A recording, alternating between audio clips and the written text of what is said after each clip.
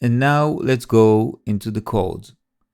When we want to play a chord, we need to know the right voicing, where it is played on the mandolin, and the speed of the strum. That means if we play arpeggio or if we strum quickly. And in order to do that, we need to know how to write the notes. And it's very hard to write notes. It's a tedious work. Let's say if we want to play a chord. So let's take the mandolin and let's write, let's say we'll take eighths. Let's write the chord that we want. So let me open the mandolin. And let's take open string and G. It's very easy chord. So the G is 1 and 5 and 3 and 1, which is G, B, D, G. So we need to play G, and then a D, and then a B, and then on top of that, a G. This is the right voicing for the mandolin for open G chord. And in order to do that, we need to come here, and so we come here to the right G, and on top of that, we need a D, and then on top of that, the B, and on top of that, the G. Now, if we want to strum it like a mandolin player, we need to first strum this, that, and then that, and then that, and then that quickly, even less than 1 divided by 64. So it has to be very fast. So we will strum the first one, and then we will delay the next one, and we'll delay the next one, and we'll delay the next one. And if we will play it, we can hear it as a strum chord, very fast strum chord. Now, if we need to do that for every single note that we are going to play, like now we need to strum it downwards. So we need to copy that. And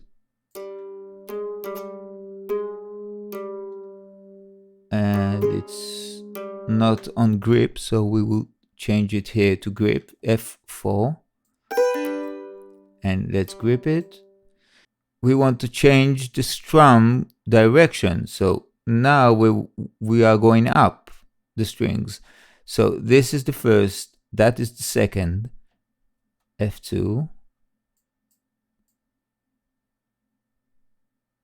And that is the third. And after that, we'll play that. It's too much, I think.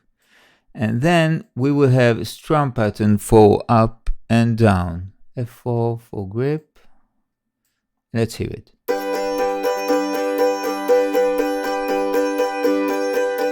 And this is the up movement, and this is the down movement. And it's very tedious. It's a lot of work, unless you have MIDI files that already have it in it. So it will be a lot of work. For that, there is a free plugin that strums the notes for us. And in order to use it in Pro Tools, we need to connect between the output of the strum to the mandolin with MIDI. But let's see it first.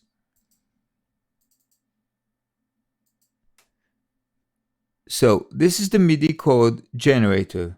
It basically plays the patterns that we want, let's say I chose the scale of C. Let's choose C. And when we will play C, it will be the first degree of the scale. So this is C, D, M, E, M, F, F, G, A, M, and B is not played because most of the time we are not playing it.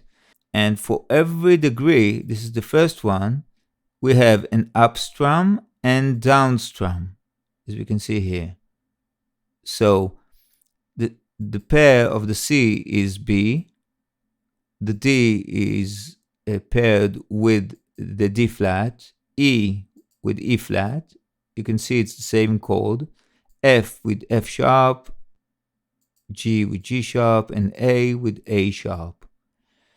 Now, between B and B, we are playing basically minor or major chords.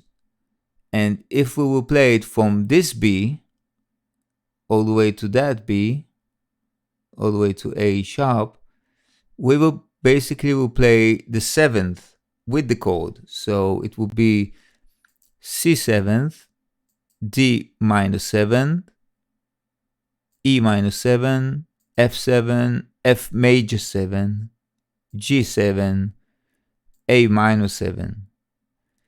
So those are the chords that we have here. Major and minor, and major and minor 7. Now it will be the same with the A. We will play, if we play an A scale, on the C, we will have an A chord. So this will be A, this will be B minor, C sharp minor, D major, E major, and F minor. So the C will always be the 1, this will be the second, the third, the fourth, the fifth, and the sixth. So let's go into C. Now, in order to connect, let's bring it back. In order to connect between the MIDI chord and the kontakt, we need to connect a MIDI line between them. But Pro Tools will not allow us to connect MIDI between two plugins directly. So in order to bypass that, we need to make a MIDI link between those two channels. This is the MIDI chord channel, and this is the mandolin channel with the kontakt on it. So we need the link between them in order to work. So we need to take the MIDI in from the meta plugin, as we can see here, the meta plugin. We will take the MIDI in from all channels or whatever channels we want, and we will output the MIDI to the kontakt, channel 1. So in order to make sure that it works, we need to arm the track. So now we don't need the mute here or not, because we are not muting the plugin itself, we are muting the channel. So it will definitely will not change anything if it will be on mute or not. This one will make a difference because it needs to pass the MIDI from here to here. As we can see here on the reds, those are the 3 channels that we need in order to make this work.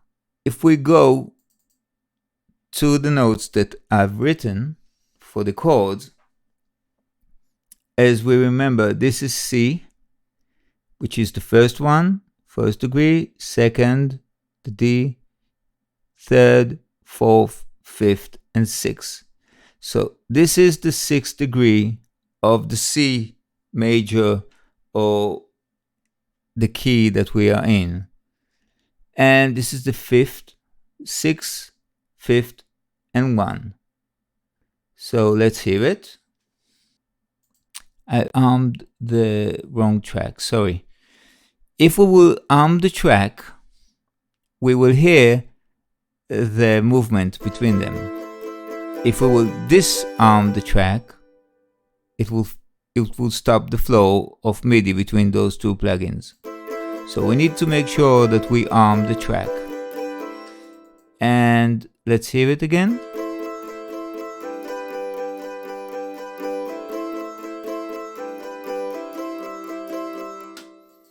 And now that we have the strumming pattern, what I will do, I will record it to a new channel. So let's record it, space, control spacebar.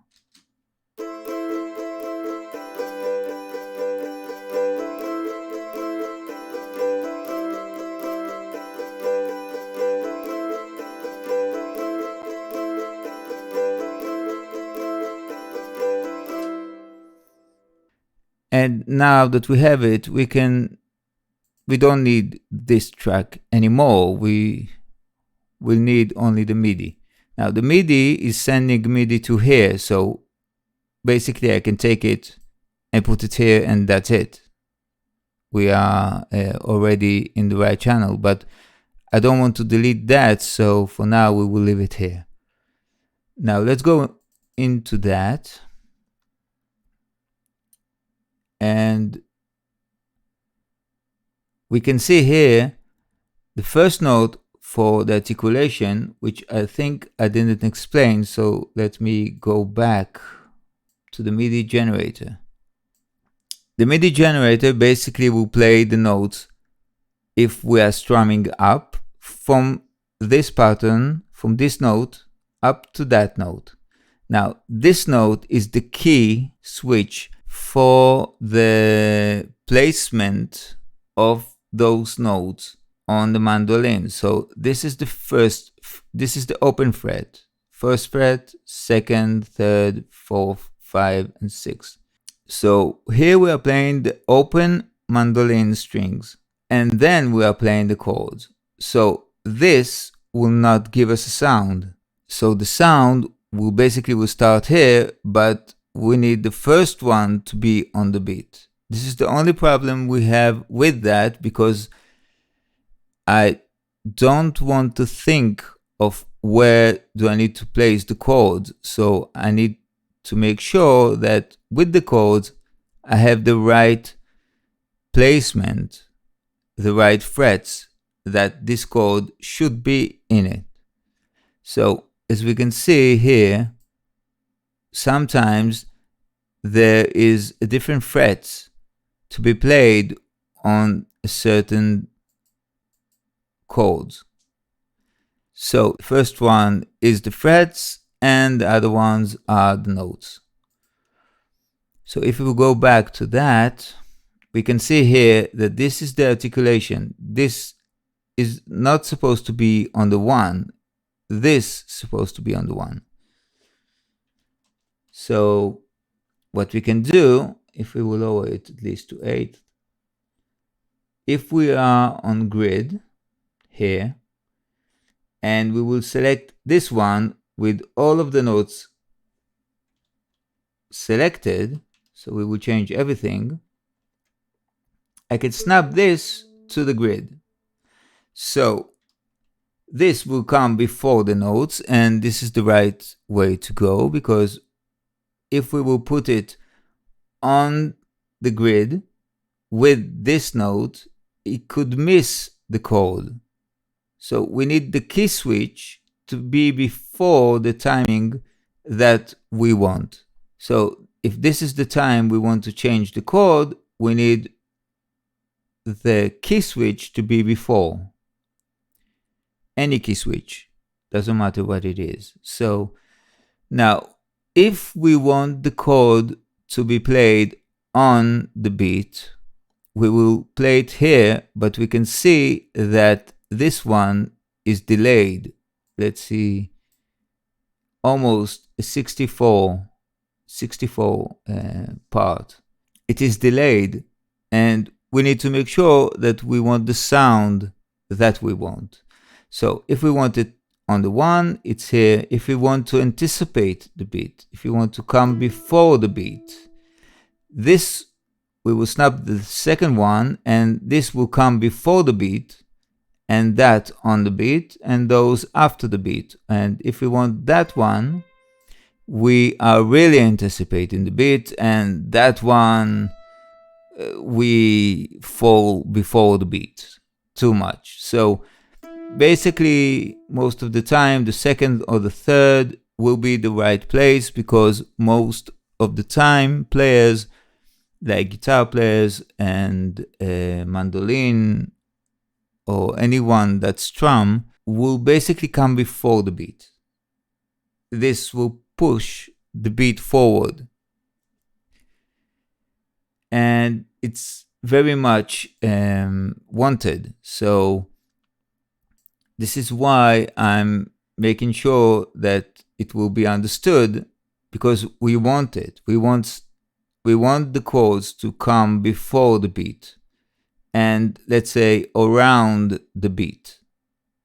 So some will be before and some will be after. Now, this is very fast, but we will feel it. We will feel when the chord is played exactly on the beat, or if it comes before or a little bit slightly off. And we need it. We need it as a players to make sure that the music will drive the way we want it. So we need to make sure we know how to do it. Now, on that, if we go back to that, we are playing the chords, and as we can see, most of the strums are only up for now, because I didn't choose the up and down, and we will see how to do that in a couple of minutes. But for now, we need to decide for ourselves on what articulations we want to play. So if we are playing eights with, let's say, we want those ones, the 1, the 2nd, the 3rd, and the 4th, to be played open. So we will write the note for open before the right chord that we want to play. So as we remember, the A sharp, and B are the articulation. So if we will write the notes and then we will move it because it snaps for now. So A is the long one. We need that as long. We need that as mute. Long, mute.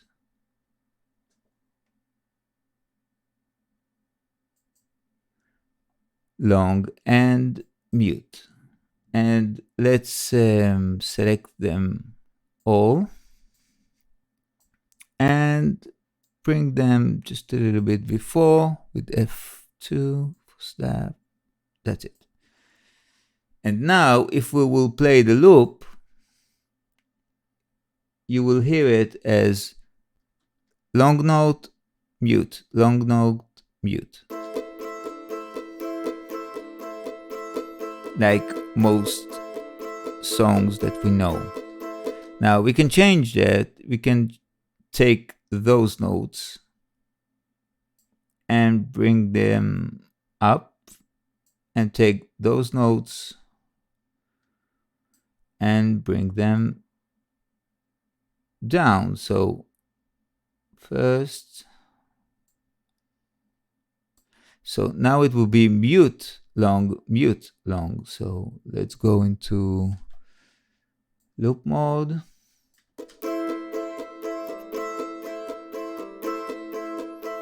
And this allows us to do all kinds of music. And if we want the mandolin for other kinds of music, we can use it as we want. Now, this is a very famous strum, but if, let's say, you want it to be most of the time on the grid or on the high, on the long notes, and some of the time on mute. And we can move it around as we want.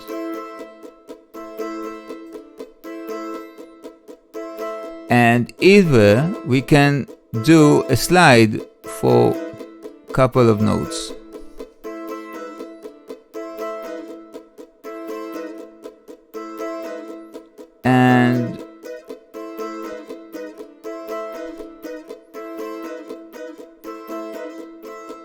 And we can change whatever we want.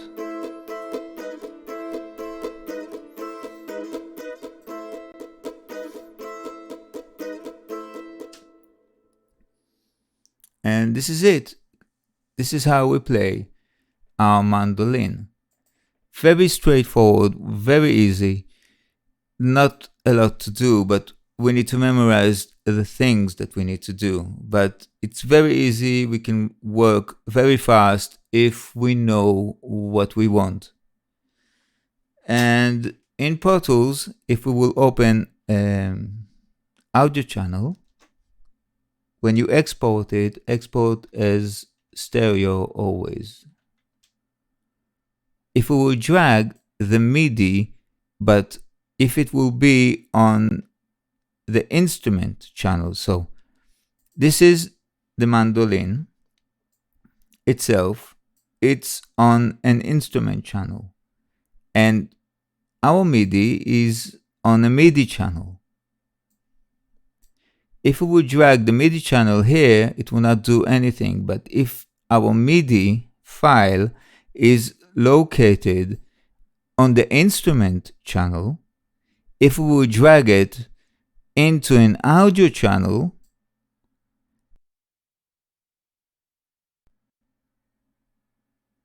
Pro Tools will export it as audio automatically. So if we have the MIDI, our notes on an instrument channel, we can just drag it and continue working, and Pro Tools will do everything for us. We don't need to record it to another channel. It will be bounced offline. Of course, we can do also freeze. It will do the same. And if we want to go back, we can unfreeze and change the note and go into freeze again. We can do commit, but we can just drag it and we will have the same result. So let's hear it.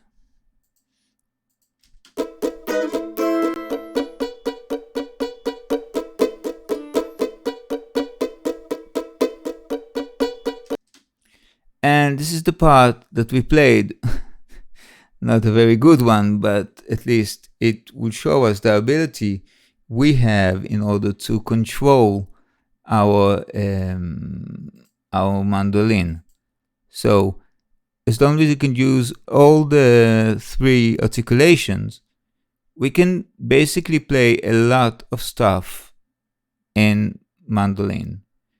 And not only for bluegrass or Irish or country. We can use it on all certain styles, because we can write the notes and we can do whatever groove we want. This is basically it. Hope you find it helpful, and hope you will make good music out of it. And you can post on the commands in the site your tracks, link to your tracks, so we will know that you used the mandolin on the track. Thank you very much and hope you enjoyed. Let's hear it from the WAV files.